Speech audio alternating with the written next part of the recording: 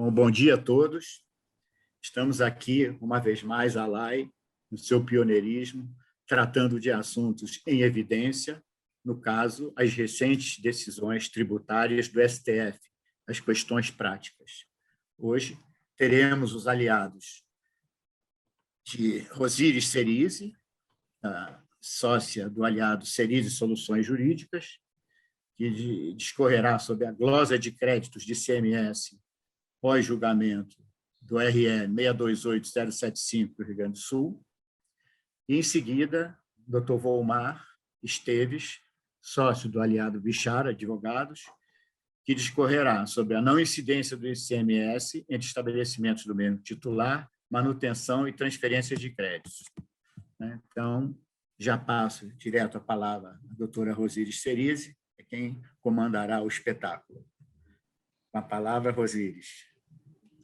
Cumprimento a toda a nossa audiência, especialmente o nosso presidente da LAI, Ricardo, nosso CEO, Ceilão, a nossa gestora da comunicação, eventos e marketing, Larissa, que organiza sempre com muita maestria todos os nossos eventos e trabalhos. Cumprimento também o meu companheiro aqui de painel, Volmar Esteves, sócio do nosso aliado Bichara, no Rio de Janeiro, um escritório que eu tenho muita admiração, porque está sempre na vanguarda das melhores soluções jurídicas, tributárias para as empresas. Para mim é um motivo de muito orgulho ser aliada da ALAI desde 2012, a ALAI, que é a Aliança de Escritórios de Advocacia Empresarial, com pontos de presença do México ao Uruguai. É sempre uma satisfação participar dos eventos da ALAI, já há quase 10 anos juntos, e a ALAI também, né, pioneira e sempre na vanguarda para levar as melhores soluções e conteúdos jurídicos para as empresas e comunidade jurídica de modo geral. Quero parabenizar a ALAI por essa série de webinários, tratando aí de temas relevantíssimos em matéria tributária, no âmbito das recentes decisões proferidas pelo Supremo Tribunal Federal. E o tema que me compete hoje é a questão da glosa de crédito de ICMS após o julgamento do recurso extraordinário número 628075, do Rio Grande do Sul, que traz aí novos contornos para a guerra fiscal no Brasil. Eu vou tomar a liberdade de iniciar aqui o compartilhamento de uma breve exposição, de uma apresentação que eu estruturei, e já deixo à disposição aí de vocês, para quem tiver interesse, e na sequência a Larissa pode disponibilizar a todos. Está todo mundo vendo aí já? Rosíris, só um minutinho. Eu esqueci, na minha introdução, né, de avisar a todos os presentes que quaisquer intervençõões ou perguntas ou questionamentos devem ser feitas para a Larissa via chat. Tá bom? Obrigado, Zé. Combinado. Boa palestra, Rosíris. Vamos lá. Obrigada. Bom, primeiro aqui a gente vai dar uma introdução, né, do contexto econômico da guerra fiscal, que é o pano de fundo para essa problemática da glosa de créditos de ICMS. Quero lembrar a todos, né, que é um problema que nasce com a Constituição de 1965, né, a Emenda Constitucional 18, que conferiu a competência municipal para legislação, arrecadação e instituição do ICMS no âmbito municipal. À época, 4.000 municípios podendo legislar e arrecadar o ICMS. Esse problema logo foi resolvido pela Constituição de 67, que eliminou essa competência municipal. Hoje nós temos 6.000 municípios, né? Então pensemos o que teria sido essa problemática da guerra fiscal, que envolve 27 unidades federativas, se isso tivesse aí, desde 65, no âmbito dos estados, né? 6.000 municípios legislando do âmbito do ICMS e discutindo essa questão de conferência e reconhecimento de créditos, né? Municípios esses que acabam sendo concorrentes entre si. Então, lá em 67, eliminou-se a questão da competência municipal, já reconhecendo que seria um problema conferir essa competência para os municípios, outorgando, então, a partilha do produto da arrecadação para os municípios, à época 20%, hoje 25% do produto da arrecadação do ICMS. E lá em 67 manteve-se a competência dos estados, que esse é o grande motivo da guerra fiscal que a gente vivencia já há décadas no nosso país. Justamente porque conflita com a estrutura do Pacto Federativo Constitucional e da autonomia dos entes federativos para disciplinar sobre a matéria.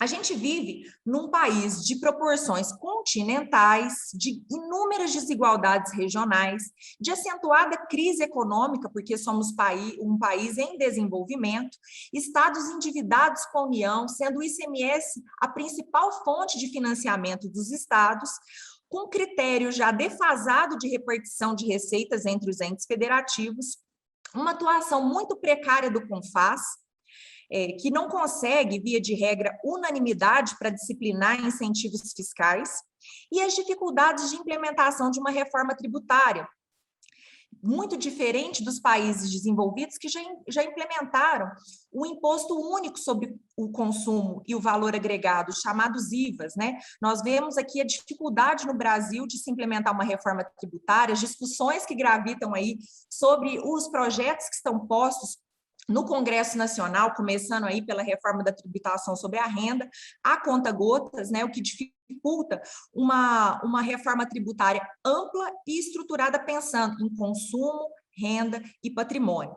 Então, esse é o contexto econômico da guerra fiscal no Brasil, onde os estados concedem inúmeros benefícios postos sob as mais diversas roupagens jurídicas, né, isenção, créditos presumidos, alíquota zero, e por aí vai. Chamando para si, né, tentando atrair para si contribuintes para os seus estados para melhorar a performance aí das suas economias. E fazem isso, né, historicamente tem feito isso a revelia do CONFAS. E aí, pensando no contexto jurídico dessa guerra fiscal, a nossa Constituição, lá no artigo 155, parágrafo 2º, inciso 12, a linha G, estabelece que compete à lei complementar dispor sobre a forma como os benefícios fiscais serão concedidos ou revogados. A Constituição de 88, depois dela, não havia, né, sido introduzida nenhuma lei complementar sobre o assunto, então, vigora, desde então, o disposto na lei complementar, na 40ª Lei Complementar 24 de 1975, que estabelece a necessidade de convênio com aprovação à unanimidade dos entes federativos estaduais, do CONFAS, certo? Então, essa é a grande problemática, a obtenção de unanimidade para aprovação dos incentivos. E o que os estados vêm fazendo? Concedendo incentivos à revelia do CONFAS, justamente por conta desse contexto econômico que eu acabei de colocar. Quais são os efeitos da guerra fiscal? O primeiro deles é o risco da perda do benefício pelo contribuinte que obteve aquele incentivo junto ao estado de origem, à revelia do CONFAS. O segundo efeito é a possibilidade de aplicação retroativa dos efeitos de uma declaração de inconstitucionalidade, com cobrança desse imposto não pago em razão da utilização desse benefício. Então, se esse benefício for julgado inconstitucional e quem tem a palavra para decidir pela constitucionalidade ou não dessa concessão é o Supremo Tribunal Federal, de acordo com o texto constitucional vigente, é possível aplicação ex tunc, ou seja, efeitos retroativos, e isso, ao longo dos anos, gerou um grande contencioso tributário em nosso país. Ouso dizer que talvez seja esse uma das principais temáticas em matéria tributária no Brasil. E o terceiro efeito, que é o que nós vamos tratar aqui hoje, é a glosa de crédito de ICMS dos adquirentes de mercadorias em operações interestaduais. De forma bem simples, um contribuinte mineiro, por exemplo, que adquire mercadorias do estado do Rio de Janeiro, portanto, com uma alíquota incidente a 12%, e essa alíquota vem destacada no documento fiscal, é a única informação que esse contribuinte mineiro tem acesso, ele se acredita, então, desse imposto com base em 12%. Mas esse contribuinte, eventualmente, pode ter um benefício fiscal concedido pelo Estado do Rio de Janeiro, que importe aí numa alíquota efetiva, no imposto pago, por exemplo, de 2%. E aí, Minas Gerais glosa essa diferença entre o imposto pago e o destacado, gerando para esse contribuinte mineiro, que não tem nada a ver com a relação jurídica estabelecida pelo seu fornecedor no Rio de Janeiro, impondo pesadas sanções, multas, juros e criando aí um contencioso gigantesco que há anos aguardava aí uma solução, ou vinda do Legislativo ou do Poder Judiciário.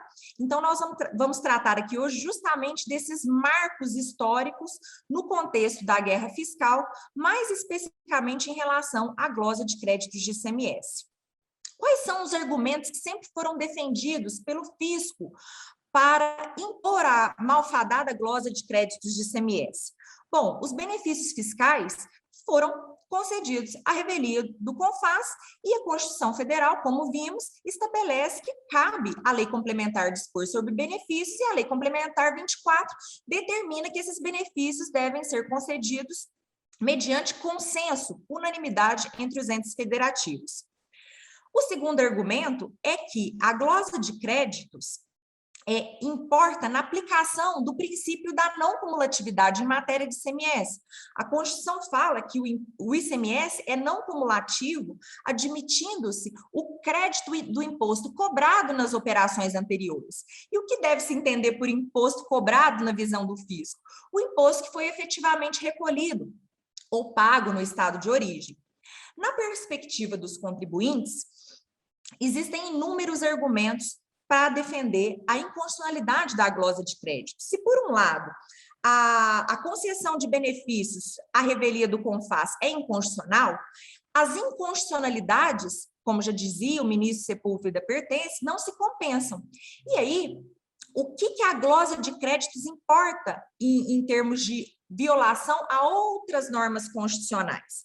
Na usurpação da competência do próprio STF para declarar uma norma inconstitucional, então um Estado não pode, de forma unilateral, arbitrária e a seu exclusivo talante, dizer que aquela norma que concedeu um incentivo no Estado de origem é inconstitucional. Essa competência cabe exclusivamente ao Supremo Tribunal Federal. O outro argumento muito importante é que estaria havendo uma usurpação da competência do Senado Federal para a fixação de alíquotas interestaduais.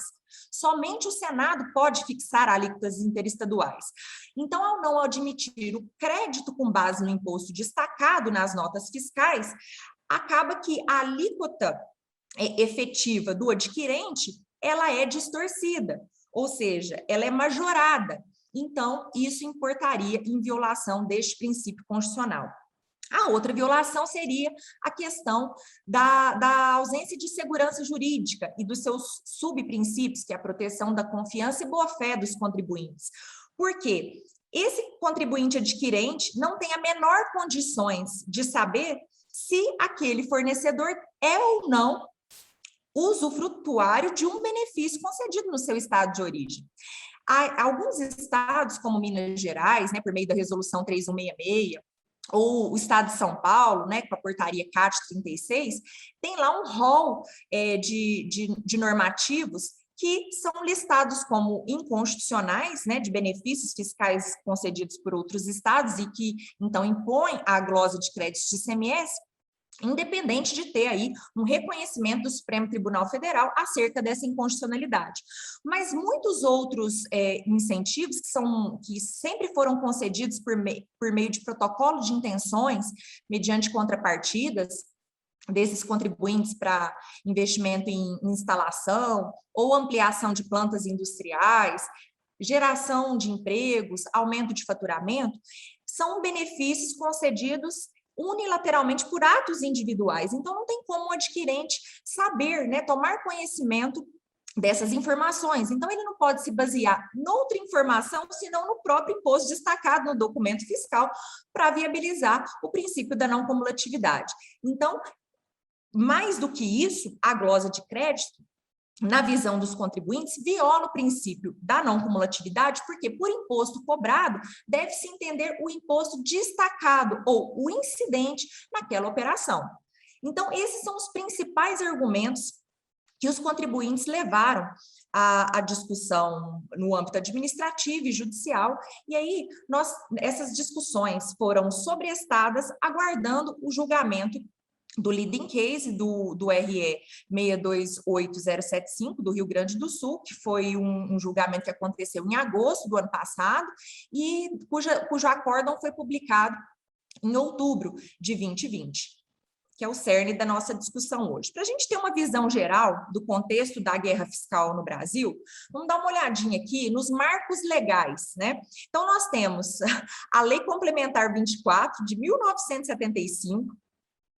Já em 2012, né, a gente tinha uma proposta de súmula vinculante do STF, que foi o grande, que assim, assombrava, né, tanto fiscos quanto principalmente os contribuintes, porque por meio dessa súmula, ficaria reconhecida a possibilidade de aplicação retroativa da exigência do imposto que foi dispensado nas hipóteses de benefícios concedidos à revelia do CONFAS.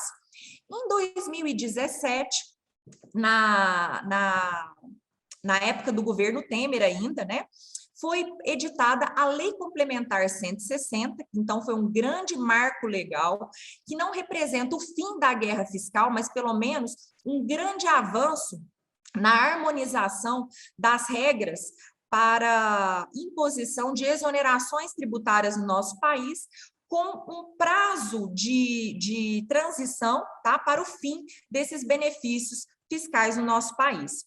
E agora, como eu comentei, em 2020, o Supremo Tribunal Federal, com base no julgamento desse RE, dá aí novos contornos para a guerra fiscal e, como nós vamos ver, também não encerra a discussão e a possibilidade ainda de manutenção de contencioso tributário sobre esta matéria.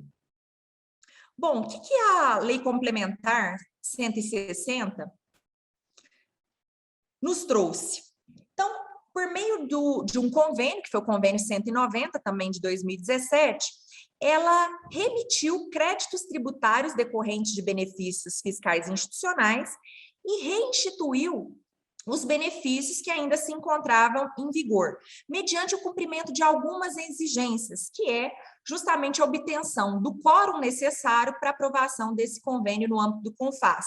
Quórum esse de 2/3 das unidades federadas no Brasil e, de forma cumulativa, 1/3 das unidades federadas integrantes de cada uma das 5 regiões do país. Quais eram esses requisitos que os estados deveriam observar para viabilizar a remissão desses créditos tributários e a reinstituição dos benefícios fiscais inconstitucionais que estavam em vigor?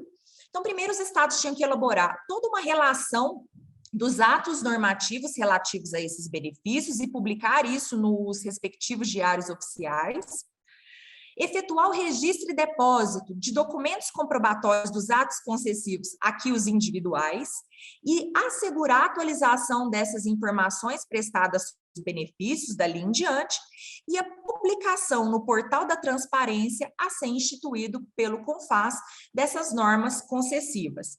Então, uma vez cumpridos esses requisitos, estaria aí viabilizada a premissa da Lei Complementar 160, que seria a remissão dos créditos tributários, ou seja, dos passivos tributários que foram se formando ao longo do tempo em razão dessa problemática, e também a reinstituição dos benefícios.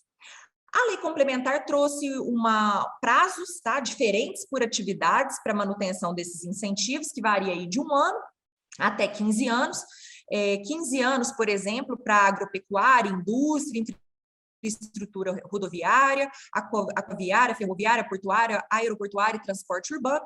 E, com isso, aqui surge já uma primeira polêmica, né, que os contribuintes estão aí, ficaram numa corrida para tentar enquadrar suas atividades nessa lista aqui, que confere um maior tempo para a continuidade da fruição dos seus benefícios, já que esses incentivos fiscais acabam sendo indispensável para assegurar um nível aí de competitividade dessas empresas, acabam sendo incorporados na própria estrutura de geração de resultados desses contribuintes. Bom, cumpridos esses requisitos, quais são as consequências para os contribuintes e para os estados? Primeiro deles, a validação dos benefícios pelo convênio CONFAS. Afastam-se todas as restrições relativas à renúncia fiscal, por conta que a concessão de benefícios fiscais tem que seguir as regras da Lei de Responsabilidade Fiscal. Outra discussão que surge, né, pós-Lei Complementar 160, se seria constitucional ou não essa renúncia por meio de lei complementar, a positivação dessa dispensa à observância da Lei de Responsabilidade Fiscal por lei complementar. E a não aplicação, o outro requisito, a outra consequência seria a não aplicação das sanções que estão previstas lá no artigo 8º da Lei Complementar 24, que é a nulidade, né, do ato concessivo com exigibilidade do imposto não pago de forma retroativa e a glosa de créditos de ICMS. Caso os estados não cumprissem todo aquele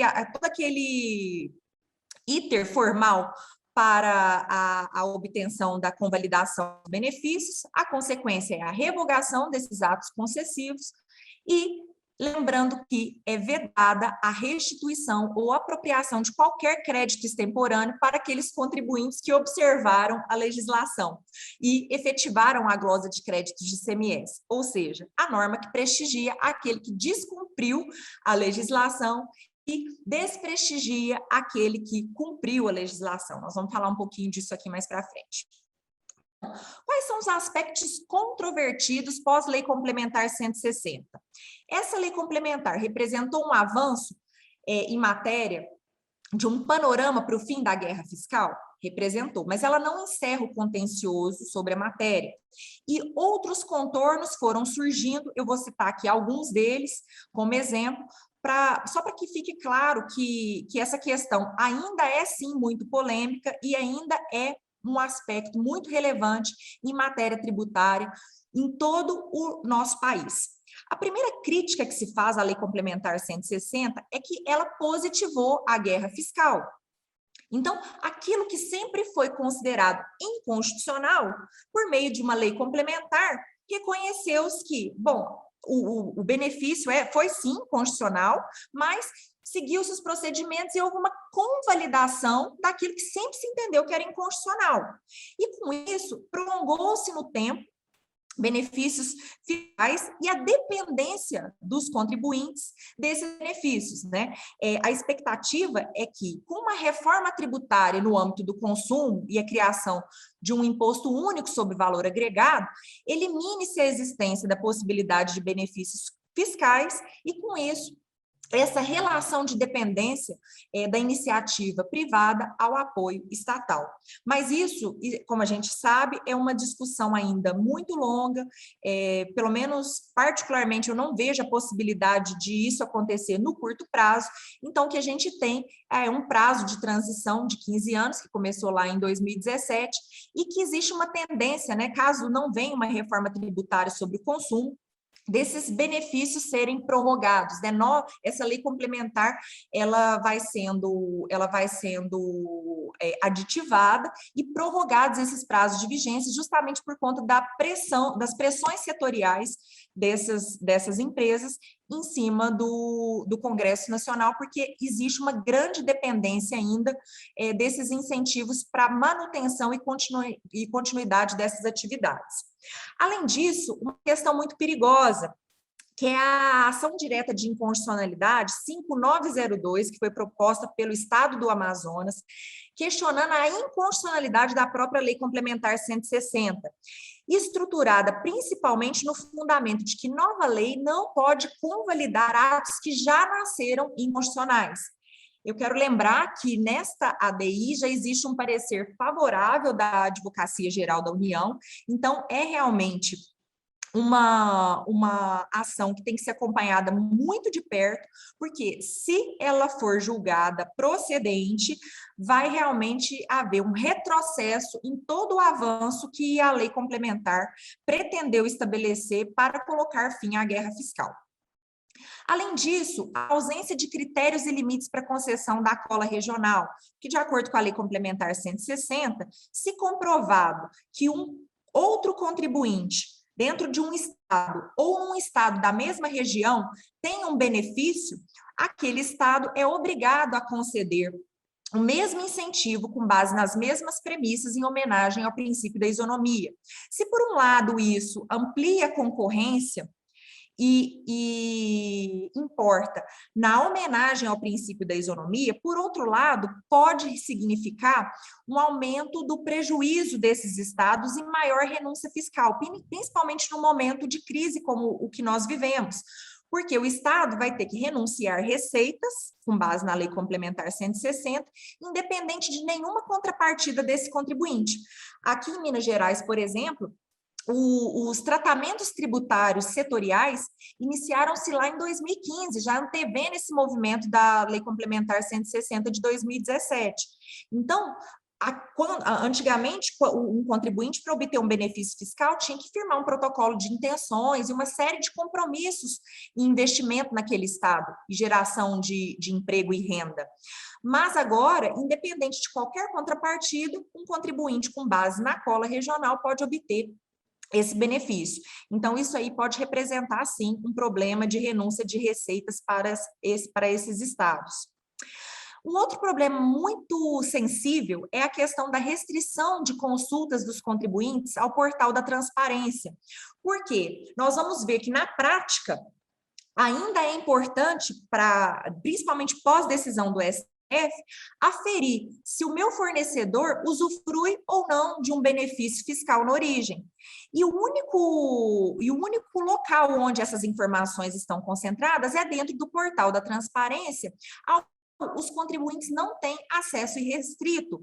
Então, com isso ainda, a gente cria um contencioso, porque, de novo, a questão da violação do princípio da segurança jurídica, da boa-fé e da proteção da confiança. Se não houver um ato normativo editado pelo Estado do adquirente, fica praticamente impossível aferir se há ou não um incentivo irregular instituído pelo meu fornecedor. Então, a ausência desse acesso ao portal da transparência hoje ainda é um grande entrave e pode continuar gerando contencioso para os contribuintes adquirentes de boa-fé.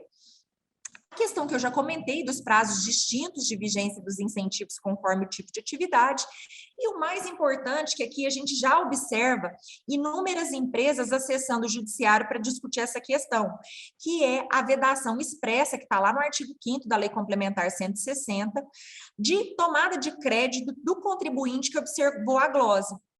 Então, aqui foi prestigiada e foram remitidos os créditos tributários daqueles que não observaram a glose de crédito. Então, aqueles que não observaram a glose, portanto, foram mais competitivos, pagaram menos ICMS, foram prestigiados, e aqueles que observaram a glose e, portanto, pagaram mais ICMS, tiveram aí a vedação do seu direito de crédito, mesmo diante da lei complementar que reconheceu a inconstitucionalidade da própria glosa de forma lateral.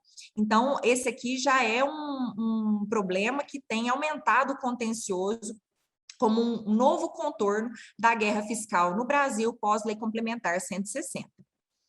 Bom, e o que aconteceu de novo com o julgamento do RE 628.075, nós vemos que é uma discussão assim já de décadas dos contribuintes, vários e vários, milhares de processos suspensos e sobrestados, aguardando o desfecho desse leading case no STF, que em agosto de 2020 foram surpreendidos com essa decisão, que representou aí um placar de 6-3.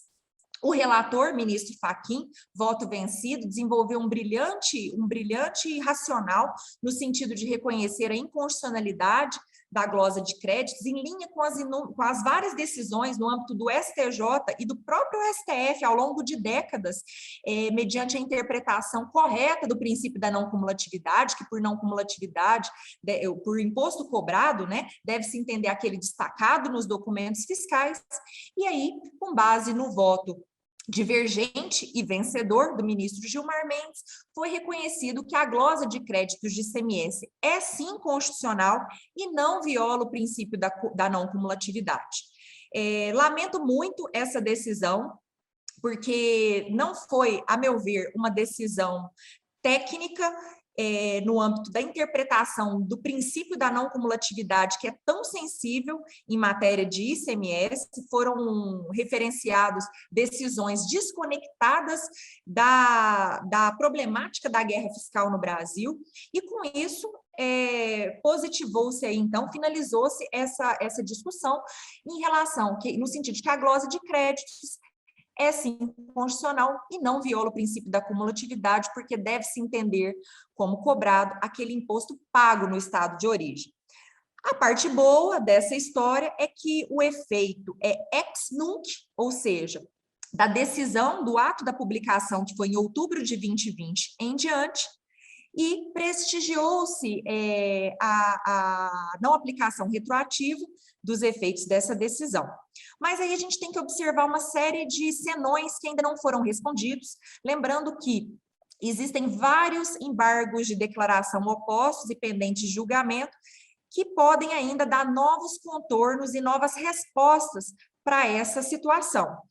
A decisão que prevaleceu, então, ela fala, deve ser observada a Lei Complementar 160, então, os ajustes entre os estados, com base no convênio, mediante aprovação lá dos 2/3 e de 1/3 do âmbito das 5 regiões. Então, se um benefício foi convalidado, ele tem que ser respeitado, mas se um benefício não foi convalidado, no âmbito das regras da Lei Complementar 160, só poderia ser cobrada o imposto oriundo da glosa de crédito ICMS da decisão para frente. Então, 2 pontos que são principais, que são objetos ainda de embargos e que podem dar novos rumos aí para essa discussão. São questões importantíssimas, ainda pendentes e que merecem o enfrentamento do Supremo Tribunal Federal. A principal delas é a extensão da decisão apenas para débitos não lançados. Ora, a maioria do passivo que existe sobre essa matéria de glosa de créditos está lançado.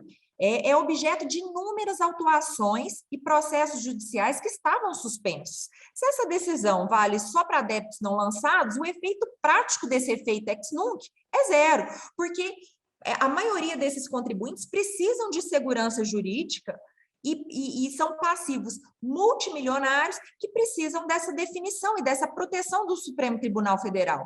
Então, não se vislumbra nenhum motivo para se ressalvar os efeitos dessa decisão apenas para débitos não lançados.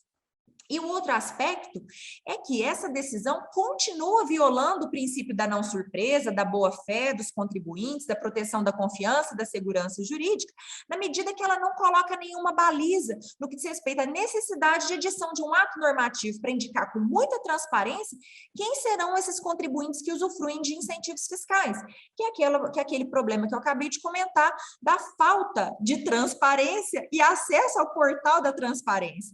Então, esses pontos precisam ser esclarecidos e já são objeto de competentíssimos embargos de declaração opostos aí por várias entidades de classe e que tem que ser acompanhado de perto também. Bom, então, com base nisso tudo, né, principalmente Lei Complementar 160 e julgamento desse RE, que tem repercussão geral, a gente precisa entender na prática como é que fica para um contribuinte entender se ele deve ou não aplicar a glosa de créditos de ICMS. Então, eu trouxe aqui um exemplo prático, tá? E o que eu posso já antecipar para as empresas que sofrem com esse problema é que a análise deve ser feita caso a caso. E para se evitar um aumento de contencioso, uma medida que a gente recomenda seria pedir uma declaração de fornecedor a fornecedor, no sentido de que se ele usufrui ou não um incentivo fiscal na origem. Isso não vai eliminar o passivo, mas já vai ser uma medida acautelatória, justamente por conta dessa dificuldade de saber, para além do que está destacado na nota fiscal, se há ou não um incentivo fiscal sendo concedido de forma irregular para aquele meu fornecedor. Então, de forma bem simples, a gente teria hoje basicamente 3 situações. Um benefício fiscal que foi concedido com regular aprovação do CONFAS. Bom, aqui a gente não tem nenhum problema, isso aqui é passível de crédito integral do imposto destacado no documento fiscal, seja antes ou seja depois da Lei Complementar 160, seja antes ou depois da decisão do STF. Inclusive ensejando direito a crédito extemporâneo, caso ele eventualmente não tenha se apropriado desse crédito, ou seja, caso ele tenha observado a glosa e não precisasse fazê-lo. A segunda situação já um pouco mais polêmica, que é um benefício que foi concedido até antes da Lei Complementar 170 e convalidado pelos estados, seguindo o rito do convênio CONFAS 190 e da própria Lei Complementar 160. Então, a primeira coisa, após a realização desse procedimento de convalidação, é passível o crédito integral do imposto destacado no documento fiscal, inclusive de forma extemporânea. Então, o contribuinte vai precisar entender se aquele benefício do fornecedor dele, o estado de origem, seguiu o rito da convalidação. Então, veja que não é uma tarefa muito simples, né? Você tem que fazer toda uma pesquisa na legislação daquele estado para entender se o benefício foi ou não convalidado. Se foi antes do procedimento de convalidação, esse crédito está remitido, né, por conta da regrinha da Lei Complementar 160. E o ICMS que foi destacado nesse documento fiscal, relativo à parcela que não foi suportada pelo fornecedor e que não tenha sido utilizado por esse contribuinte, não poderá ser objeto de crédito extemporâneo por conta da disposição expressa lá do artigo 5º da Lei Complementar 160, mas, como a gente já discutiu aqui, é uma matéria que pode ser objeto de questionamento hoje pela via judicial por conta da violação do princípio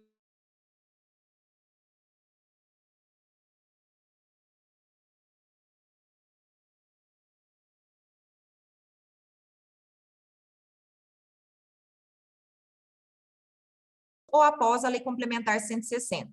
Aqui a gente já tem que observar a decisão do STF. Então, após a decisão, a publicação que foi em outubro de 2020, esse crédito de ICMS vai estar limitado à parcela efetivamente suportada pelo fornecedor. Antes da decisão do STF, esse crédito de ICMS relativo à parcela não suportada pelo fornecedor não vai poder ser glosado pelo estado de destino, observada aí aquela pendência dos embargos, se essa questão está ou não lançada, partindo dos pressupostos que nesse caso não é uma hipótese lançada, não poderia ser cobrado por conta do efeito ex nunc da decisão do STF. E, antes da decisão do STF, esse ICMS sacado no documento fiscal, que não foi suportado pelo fornecedor e que não tenha sido utilizado tempestivamente, também não pode ser objeto de crédito extemporâneo, a menos que você viabilize aí uma nova discussão judicial, que é sobre a questão da violação do princípio da isonomia, que não foi ponto de discussão nesse RE com repercussão geral que a gente está analisando aqui. Bom, então vamos traduzir isso tudo num exemplo prático, tá? Eu trouxe aqui para facilitar uma matriz de análise da aplicação da glosa de créditos, considerando esses dois novos marcos, Lei Complementar 160 e decisão do STF de 2020. Suponhamos, então, que a gente está falando aqui, eu trouxe um exemplo, por exemplo, de uma indústria de rações, contribuinte mineiro, que compra os seus insumos, por exemplo, do Mato Grosso, do Maranhão, do Tocantins e do Goiás. Então, o que é preciso fazer? Realmente uma matriz para analisar benefício a benefício. Isso é importante, eu faço questão de trazer isso aqui, porque muita gente entende, a matéria está resolvida pela Lei Complementar 160, ou a matéria está resolvida pelo julgamento do STF. Não, a matéria não está resolvida porque tem uma série de variáveis e, para se evitar contencioso, é preciso entender caso a caso. Então, para aquele contribuinte que tenha maior dificuldade operacional ou de inteligência fiscal para fazer essa análise minuciosa, caso a caso, de todos os seus fornecedores, a declaração é uma medida acautelatória mais do que necessária, tá? Então, suponhamos que essa indústria de ração compre esses produtos desses diversos estados, nesses fornecedores estabelecidos nesses diversos estados, e aí tem esse benefícios, por exemplo, como redução de base de cálculo, crédito presumido. Então, aqui nessa primeira, segunda, terceira, quarta, na quinta coluna, a gente carimba aqui se esses benefícios foram ou não objeto de convênio. No nosso caso aqui, o único que não foi objeto de convênio foi esse crédito presumido. Por quê? Porque os que foram objeto de convênio, como a gente viu anteriormente naquelas regras de análise de implementação ou não da glosa, se foi objeto de convênio, não há que se falar em nenhum tipo de passivo e, portanto, eu não preciso mais observar a glosa de crédito de ICMS, está convalidado. Então, nos termos da Lei Complementar 160, não preciso promover a glosa. Mas nesse caso aqui desse crédito presumido, tá, do Maranhão, em que não foi feito um convênio, eu preciso analisar o quê? se o Estado do Maranhão cumpriu todos aqueles requisitos de depósito no portal da transparência. Então, a gente tem que ir lá na legislação daquele Estado. Nesse caso aqui, ok, o Estado do Maranhão seguiu todo o rito e aí divulgado no portal da transparência, depositado nos tempos próprios, aquele benefício fiscal, portanto, está convalidado. E aí, então, eu não preciso fazer a glosa de créditos de ICMS. Em linhas gerais, gente, o que fica é essa premissa de que a matéria não está resolvida e que deve-se fazer uma análise caso a caso para que o seu passivo, né, não aumente, independente de ter uma lei complementar disciplinando o assunto e de um julgamento do STF com repercussão geral. Com essas considerações, eu vou encerrando aqui minha breve exposição, espero que tenha sido suficiente para deixar aí impressões sobre a dimensão desse problema, da importância de monitoramento e continuidade das discussões e aprofundamentos e debates sobre o tema, que é realmente um dos mais relevantes e atuais em matéria tributária no nosso país. Passo a palavra imediatamente ao meu companheiro de painel, de exposição, o Mário Esteves, que vai nos brindar aí, né, com a exposição sobre a questão da não incidência do ICMS entre estabelecimentos de mesma titularidade. Registrando aqui que o melhor ficou para o final. Com você, Omar.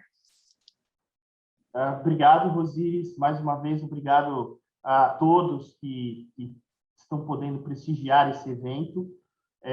Não à toa o ICMS é tido como o tributo mais complexo do planeta Terra, talvez porque ainda a gente não tenha contato com outras civilizações, para dizer que é o mais complexo do universo. E aí agora, talvez junto a ele, o PIS e COFINS não cumulativo, né? Porque, afinal de contas, se é complicado no ICMS, por que não complicar a tributação federal? Coube a mim aqui nesse painel falar sobre os impactos da ADC 19. Basicamente, só para contextualizar a questão, na ADC 19, sempre foi posto perante o judiciário, basicamente, 3 critérios de circulação. A gente sabe que o ICMS é um imposto que incide sobre a circulação de mercadorias, e aí é importante a gente entender o que significa a palavra circulação. E existem aí, basicamente, 3 conceitos. O da circulação física, ou seja, toda e qualquer trânsito da mercadoria haveria uma incidência de ICMS, né? Tanto de insumos, não importa se para beneficiamento, etc., sempre haveria essa incidência. Você tem um segundo conceito que é relativamente parecido, que é o da circulação econômica, ou seja, desde que você estivesse evoluindo ao longo da cadeia produtiva em direção ao consumidor final, você também tem incidência do ICMS, então, ainda que entre estabelecimentos do mesmo contribuinte. E o último conceito, que é o que acabou prevalecendo no judiciário, que é o da circulação jurídica, ou seja, apenas quando há efetiva transferência de propriedade do bem, você pode falar em circulação e, portanto, em incidência do ICMS. E aí, acho que o primeiro ponto que eu gostaria de destacar isso é uma novidade? O que o Supremo decidiu esse ano na DC 49 é novidade? E a resposta, pelo que a gente pode perceber, é que não. Desde 1975, o Supremo já entendia que o ICM, na época da ICMS, o ICM só deveria incidir sobre efetiva transferência de domínio, ou seja, só quando saía de uma pessoa jurídica para outra. O STJ, desde 96, então tem vários acordos nesse meio de caminho, né? Estamos destacando aí apenas os principais. Desde 96, o STJ sumulou a matéria, deixando claro que não incide o ICMS no simples deslocamento de mercadoria de um para outro estabelecimento do mesmo contribuinte. Os estados, então, tentaram fazer um distinguish, né? Demonstrar uma diferenciação do que seria a transferência interna para interestadual, não foram bem-sucedidos nisso. Em 2010, o STJ reafirma sua jurisprudência através do tema repetitivo 259. Ano passado, setembro de 20, o Supremo, também avaliando a mesma questão, deixa claro que não incide o ICMS no deslocamento de bens de estabelecimentos entre estabelecimentos do mesmo contribuinte localizados em estados distintos. E aí vem a ADC 49, em maio desse ano, e retrata exatamente o mesmo entendimento. Então, a gente tem aí 40, quase 50 anos de mesmo entendimento por parte do Supremo. E aí, a pergunta que fica, por conta da ADC 49, é o que mudou? Né? Se o Supremo sempre teve o mesmo posicionamento, o que mudou ao longo de todo esse transcurso de tempo? E eu diria que mudaram duas coisas. A primeira é o mundo. O mundo é outro, regimes fiscais foram concedidos, a própria Rosíris destacou aí a complexidade e a tentativa de convalidação de muitos benefícios que sequer foram autorizados pelo CONFAS. As etapas produtivas foram multiplicadas, né, com bens mais complexos. E o segundo ponto é que a ADC 49 é a primeira vez em que o Supremo afasta a legislação federal diretamente. Então, ele não dá uma decisão específica para um caso posto em julgamento e nem afasta só a legislação estadual. Aqui foi uma tentativa do Estado do Rio Grande do Norte de convalidar o entendimento dos estados. A ADC foi julgada improcedente e, com essa improcedência, a lei complementar, os artigos da Lei Candir, que a gente vai ver agora, foram declarados inconstitucionais pelo Supremo. Então, basicamente, o Supremo declara a inconstitucionalidade do artigo 11, parágrafo 3º, inciso 2, e a gente vai ver que é fonte de preocupação, não só de contribuintes, mas dos estados, porque é o que diz que cada estabelecimento é autônomo. E aí ele também declara a inconstitucionalidade do artigo 12, inciso 1º, que especificamente tratam dessas questões de transferência de mercadoria entre estabelecimentos do mesmo titular. E o artigo 13, parágrafo 4º, que trata exatamente de como é calculada essa base de cálculo.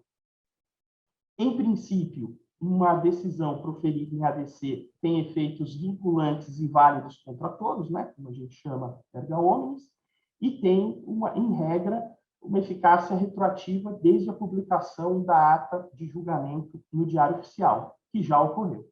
Então, em princípio, o entendimento do Supremo já estaria válido, pleno e aplicável e vincularia todos os órgãos da administração pública.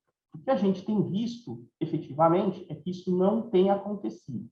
A gente vai abordar isso um pouco mais para frente. Qual é o cenário atual agora da ADC 49?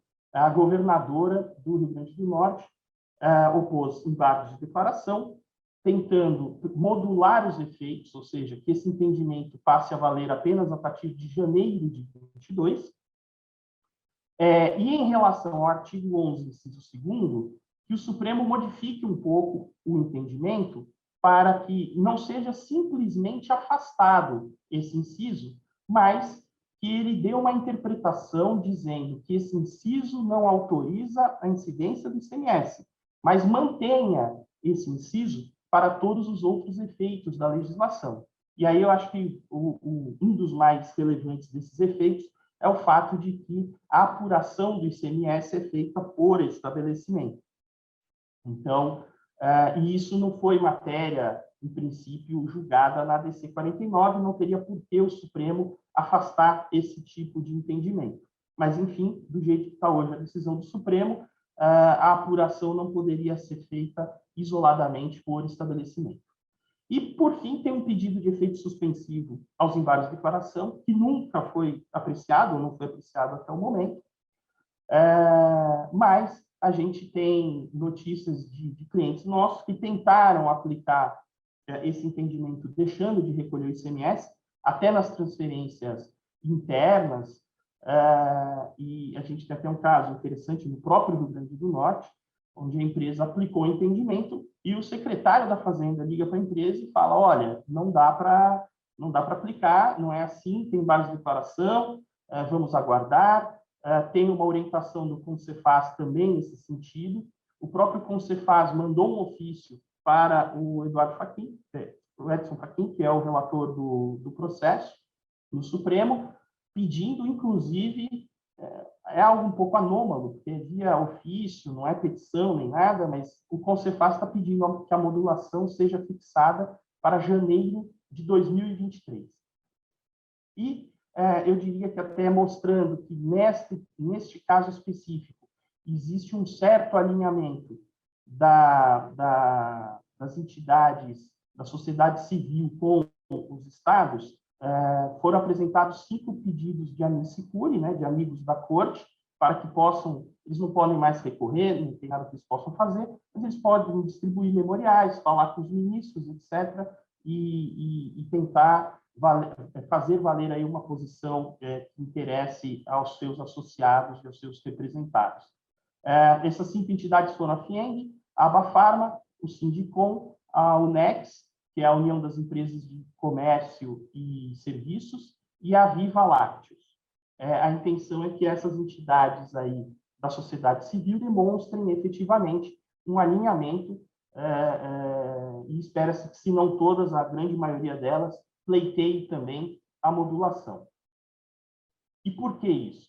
Acho que a gente tem aí alguns temas controversos decorrentes diretamente do que foi decidido na DC 49. Né?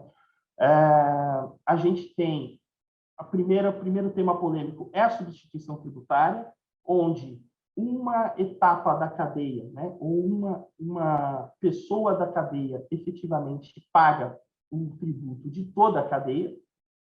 Hoje é muito comum que essa tributação se dê logo nas etapas iniciais e esse contribuinte pague o ICMS por toda a cadeia, sem gerar crédito e débito.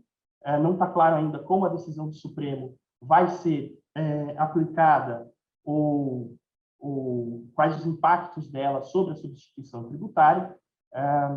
A gente aqui tem o entendimento de que, em princípio, nada deveria afetar a substituição tributária. O Supremo já disse que a substituição tributária é uma mera sistemática de antecipação do pagamento, como bem colocado pela Rosides. Houve até um período em que o Supremo sequer permitia que o contribuinte tomasse crédito caso ele tivesse pago ICMS a maior, mas também não permitia que os estados cobrassem eventuais diferenças caso o ST desse um ICMS menor do que daria o ICMS normal. A gente sabe que isso hoje mudou um pouco, pelo menos em relação ao direito do contribuinte de tomar o crédito ou de recuperar a diferença do ICMS. O ponto é que, do ponto de vista do Supremo, a substituição tributária é uma mera antecipação. Então, a gente entende que, nesta hipótese, o que foi decidido na DC 49 não deveria impactar o ST, o que haveria é a necessidade dos estados discutirem como esse ST seria distribuído entre, por exemplo, estado de origem e destino. Né? Sendo mera antecipação, aquilo que a empresa na origem fizer de recolhimento de ICMS-ST é válido, não é afetado, pouco importa se teve ou não transferência de mercadoria entre estabelecimentos do mesmo contribuinte, e caberia aos estados definirem a melhor forma deles dividirem esse ICMS-ST que já foi recolhido. Dentro sempre dessa visão do Supremo de que é uma mera antecipação. A gente ainda não tem nenhuma notícia sobre como esse assunto vai evoluir especificamente. Como eu disse, os estados têm entendido em que pese a DC 49 fica tudo mantido do jeito que está até o final. Um outro tema polêmico é justamente a questão dos créditos intermediários, né? Já que alguns estados têm entendido que, se você adquiriu seus insumos, entrou no teu primeiro estabelecimento, na saída desse estabelecimento para outro estabelecimento, a gente teria uma situação de não incidência do ICMS e, portanto, você deveria estornar os seus créditos, salvo especificamente nos casos de produtos agropecuários que estão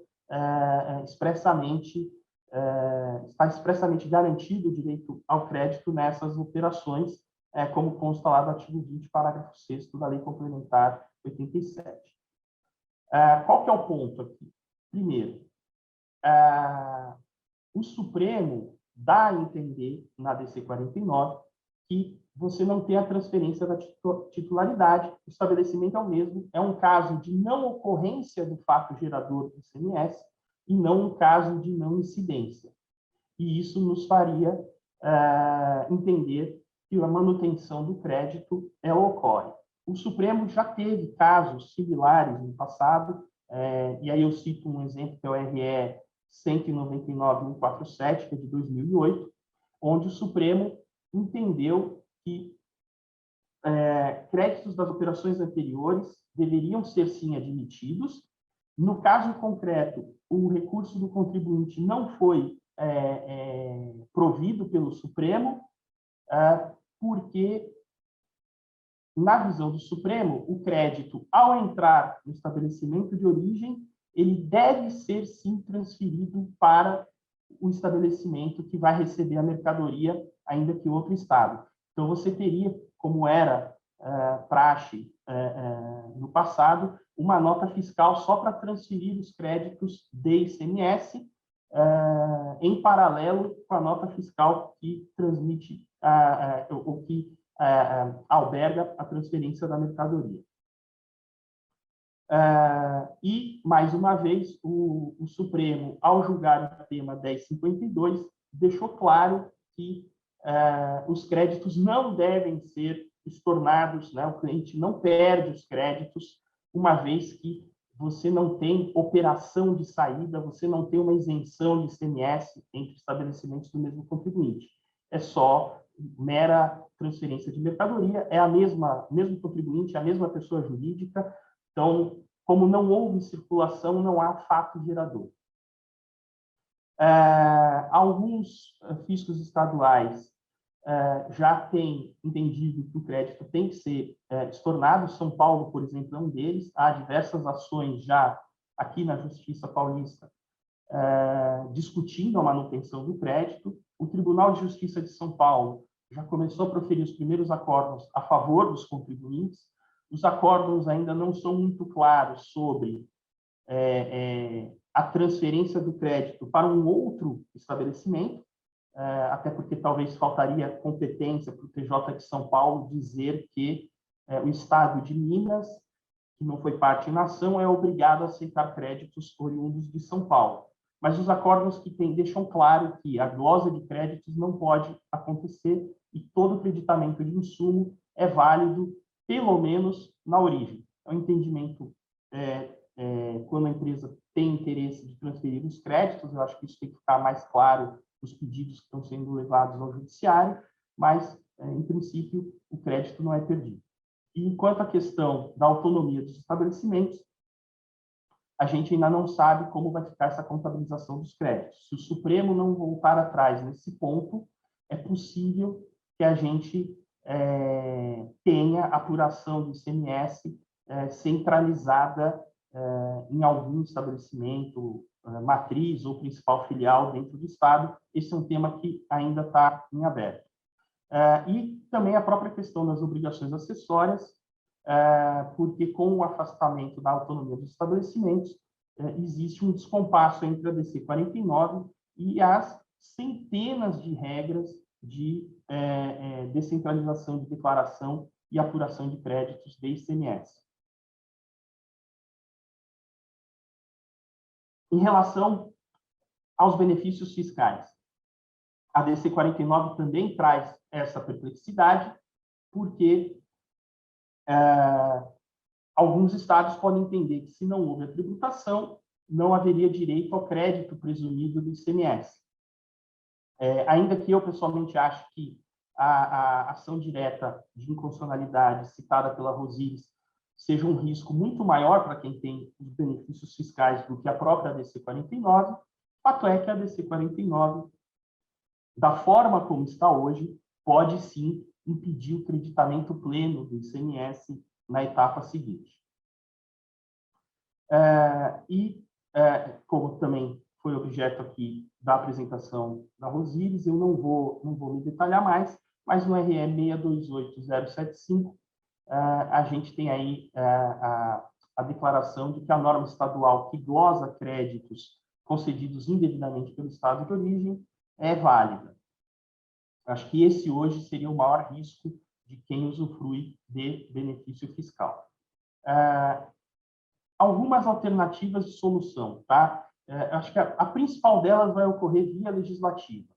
Isso porque existe um interesse compartilhado entre todos os estados, ou a maioria dos estados, e a maioria dos contribuintes, porque para muitos contribuintes, garantir-se o crédito na origem não é suficiente.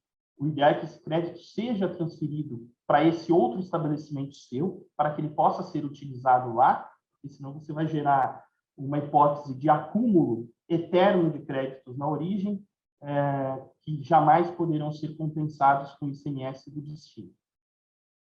A solução nos parece ser muito similar à que foi construída com a Lei Complementar 160, que a Rosiris também exauriu aqui a análise, e o que temos de novidade aí desde a DC 49 até agora é que foram apresentar, existia um projeto no Senado, né, um projeto de lei no Senado, que é esse 332 de 2018, que previa algumas alterações na legislação do ICMS, e o Senado, ou alguns senadores, aproveitaram esse projeto de lei que já existia para apresentar emendas e subemendas. E aí, o ponto interessante nessas emendas é que a gente teria o acréscimo lá no artigo 12 da Lei Complementar 87, o acréscimo de um parágrafo que deixa claro que o crédito pode ser mantido, sim, no estabelecimento adquirente. E no parágrafo 5º, enfim, em princípio, na visão do Senado, você não poderia simplesmente transferir esse crédito, como apontou o Supremo no julgamento de 2008. Para que você possa fazer a transferência do crédito, o contribuinte poderia, se quisesse, a seu critério, fazer incidir o ICMS e, com isso, fazer a transferência do crédito e usufruir de eventuais regimes beneficiados, como crédito presumido, redução de base de cálculo, que, na prática, implica num recolhimento menor de ICMS. E, para isso, também a necessidade de engajamento dos estados e, acima de tudo, um papel mais ativo por parte do CONFAS, algo que, pelo que eu tenho observado, tem sim ocorrido, não só perante o Supremo, mas também perante o Senado e a Câmara, para que esse tema seja, talvez, objeto de uma PEC, né, de uma proposta de emenda constitucional, e temos aí um caso concreto do projeto de lei do Senado, que as subemendas já procuram adaptar a Lei Candir ao que foi decidido pelo Supremo. Enquanto isso não ocorre, o que a gente tem visto? Tá? Já houve um ingresso como amicus curiae, que tende a ganhar um tempo, um fôlego maior. Tem o ofício do CONCEFAS, que é o ofício 185, pedindo modulação para janeiro de 2023, e na via judicial também, que a gente tem observado é um certo alinhamento entre estados e contribuintes, e com a própria propositura desses recursos, dos embargos de declaração, apresentação de memoriais, etc., me parece que a intenção também é obter do Supremo Tribunal Federal o tempo necessário para a gente amadurecer a solução legislativa.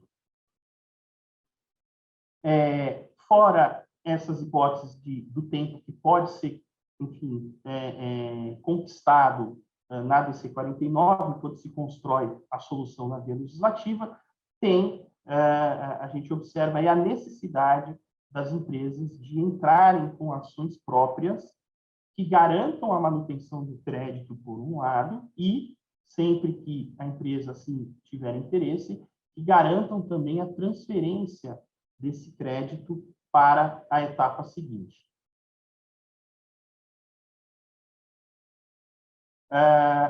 Eu tenho algumas questões práticas, tudo, mas acho que, em virtude do tempo que me foi designado, eu faria essa apresentação rápida e deixo aberto aí para quaisquer questões que serão sempre muito bem-vindas. Desde já eu agradeço.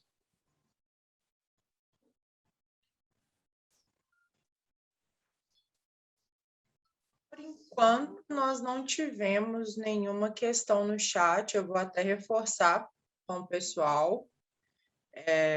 Caso alguém tenha qualquer dúvida, ela pode ser enviada aqui via chat, que nós repassamos agora aos palestrantes, para que eles discutam e a gente leve isso aqui em debate.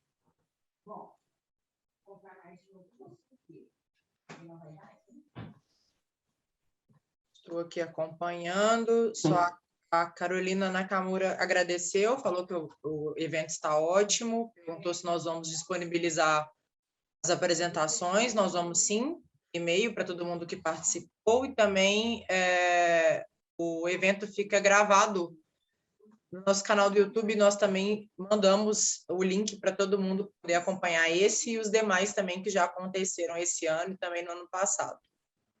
O Rondei também parabenizou o evento, mandou parabéns para a gente. Enquanto é isso que nós temos aqui no chat. Eu imagino, então, que a gente possa encerrar. E, mais uma vez, eu agradeço aí a paciência e a atenção de todos ao longo dessa manhã para analisar dois temas tão áridos quanto esses e todos ligados ao ICMS. Apareceu uma pergunta aqui, Volmar, só um minutinho. A Bárbara falou, ótima explanação, Volmar, também mandou aqui. Sobre a ADC 49, diagnóstico de êxito em caso de aplicabilidade imediata da decisão do STF, sem liminar ou ação judicial quanto ao tema, no que tange a manutenção dos créditos da entrada do Estado de origem, entendemos que seria possível conforme temos falado. Exato. Aqui ela está colocando acertadamente a questão da manutenção dos créditos no estabelecimento de origem. Me parece que, enfim, as empresas, sem muito medo, podem fazer a manutenção desses créditos. Não estou dizendo que isso não significa um risco de eventuais autuações, mas a jurisprudência me parece bem tranquila e consolidada no sentido da manutenção. O grande problema aqui é efetivamente a transferência, porque para a transferência, sem dúvida nenhuma, me parece que há necessidade de ação judicial. Jorge Martins, agradeço pelo convite, parabenizo os palestrantes pela disponibilidade. Reginaldo Couto, webinar excelente. Gisley Vieira, parabéns, excelente. Bom, estamos cheios de elogios por aqui. Tenho certeza que é por conta da Rosíris. Por mim, acho que podemos passar para o presidente. Seu tema está mais legal que o meu, viu? Aliás, eu gosto do ICMS, é bom demais, né, gente? É um desafio sempre. Como advogado, eu adoro ICMS. Eu acho que a Patrícia, excelente webinar, parabéns aos palestrantes. Bom, eu acho que é isso mesmo, acho que podemos encerrar por aqui. Conforme eu disse, logo mais nós enviamos as duas apresentações por e-mail para todo mundo que participou. Também disponibilizaremos o evento no YouTube, bom que todo mundo conhece o nosso canal, fica por dentro também dos outros eventos que já aconteceram. Agradeço a participação do Volmar e também da Rosíris. Muito obrigada pela disponibilidade de vocês mais uma vez. Agradeço também todos os convidados que aqui estiveram conosco. Acompanhe as nossas redes sociais, vocês sempre estarão dentro deste evento, das nossas notícias e dos próximos que virão acontecer também. Muito obrigada. Obrigado a todos. Um excelente dia a todos, pessoal. Bom dia.